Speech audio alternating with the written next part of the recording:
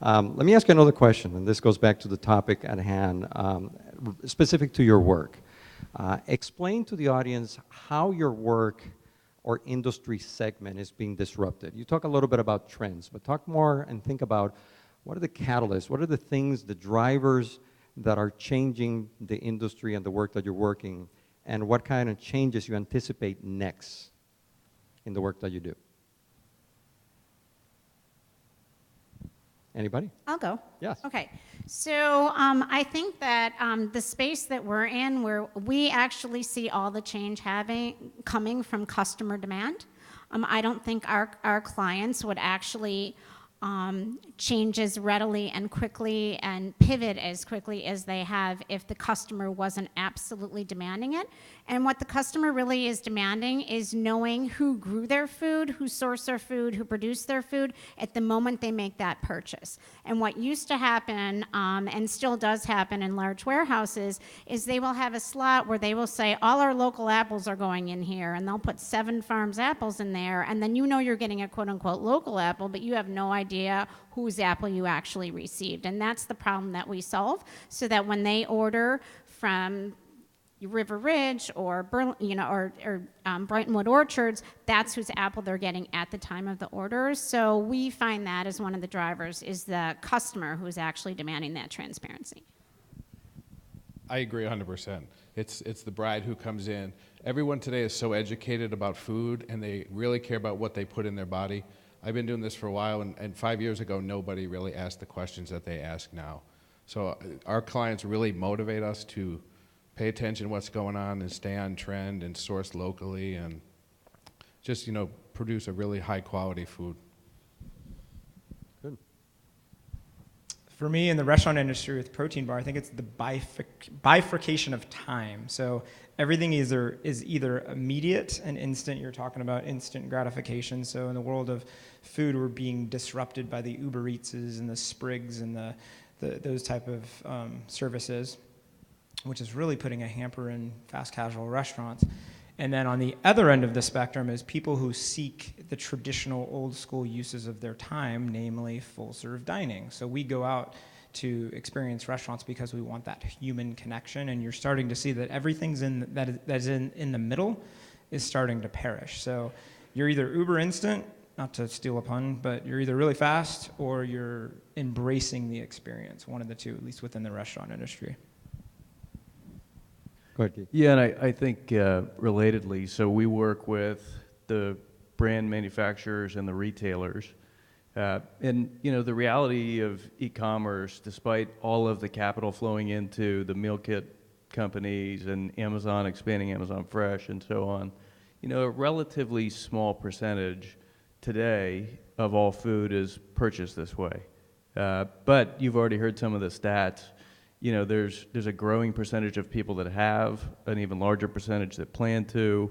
And just over the last 24 months, the incredibly rapid proliferation of these models' availability in local metros is just unbelievable. And so what it has meant is that with growing availability and awareness and trial, just comes a pace of change that I think is forcing companies to adapt. And so I still come back to this idea of foresight, because it's not necessarily about knowing exactly what's going to happen. It's really about being agile enough to sense and respond as things are changing. And it's impacting the economics in a pretty profound way, almost across the board, because the way that brands and retailers work together historically was slow, steady, based on scale, very predictable. And I'm not saying that it won't be in the future, but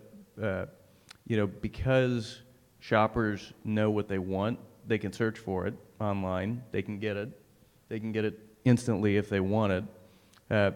If you're not there, somebody else will be there.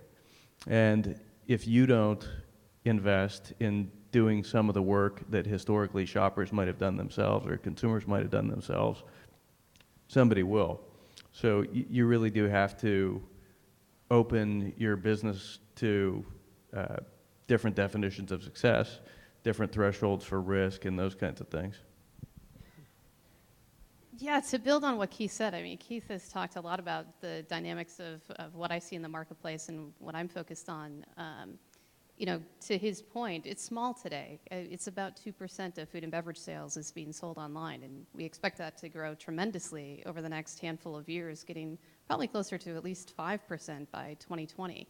But with that, to his point, there comes this disruption of the operating model associated with that. In the work that we've done in the launch that we've had, and we're on Amazon Fresh right now, the thing that's been also interesting is the ability to actually have this dialogue with consumers in a real-time way. So the ratings and reviews feature on Amazon Fresh is a whole new way for us to be getting information back in a relationship on how our product is performing. And with that, it's a gift.